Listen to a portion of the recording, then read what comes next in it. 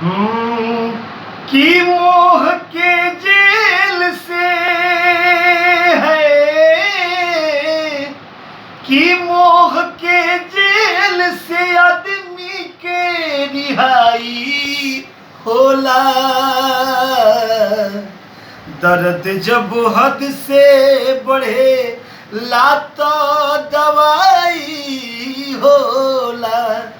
दर्द जब हद से बढ़े लातो दवाई होला। कि मोह के जेल से है,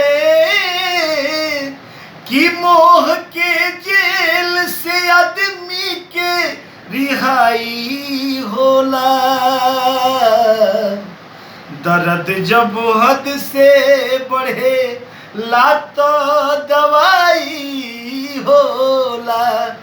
दर्द जब हद से बढ़े लातो दवाई होला।